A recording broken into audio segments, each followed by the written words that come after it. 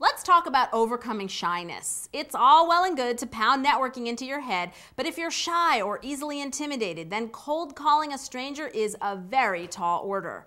I'm sure just the thought of it makes some people squirm. But remember that you're not alone. There's always someone else in your shoes who has the same anxiety as you do about striking up conversations with strangers. Here are some tips to keep in mind.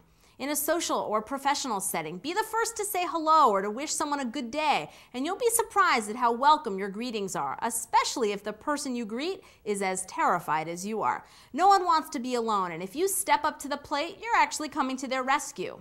Remember the buddy system. Instead of attending events alone, find a pal to bring along to help you mingle with potential contacts.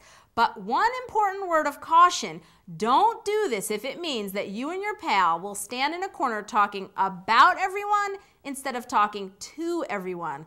I've fallen in that trap before, and it's a bad habit that defeats the purpose of attending important events. Read those name tags. At most networking events, attendees are required to wear name tags for the sole purpose of identifying associates and helping to initiate conversation. If you see a company name that's of interest to you, approach the person with a conversation starter about their employer. Hi, I see you work for ABC. I'd love to know what you do there. Give someone a compliment. Tell someone you're wild about his or her shoes or their tie. Carry a best-selling book. Books often attract conversation. Look at something like Oprah's book club. Just be sure you've read it and are prepared to discuss the subject matter. Similarly, if someone is holding an iPod, ask about their tastes in music. Ask for directions. The quickest way to get someone talking to you is asking for those directions. Either they don't know or they'll be extremely talkative and they'll help you get to your destination. This is also a great way to drum up some conversation that has natural follows. Are you from this area? Where are you from? Do I detect a Southern accent?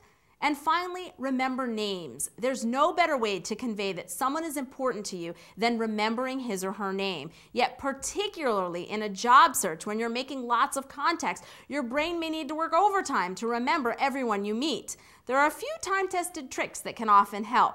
Always repeat the name as you're introduced. When someone introduces himself to you, your appropriate response should be, "Hi, Bill Smith. I'm Tori Johnson, and it's nice to meet you." Try to say the first name a few more times during the conversation, and definitely repeat it as you're wrapping up. If it's a difficult name, don't be shy about asking how to spell it or even the origin.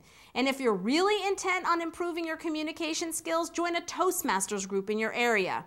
None of this is foolproof, but the more you get in the habit of talking to new people and striking up conversations with strangers, the easier it'll be over time. These are the skills that will serve you so well for a lifetime.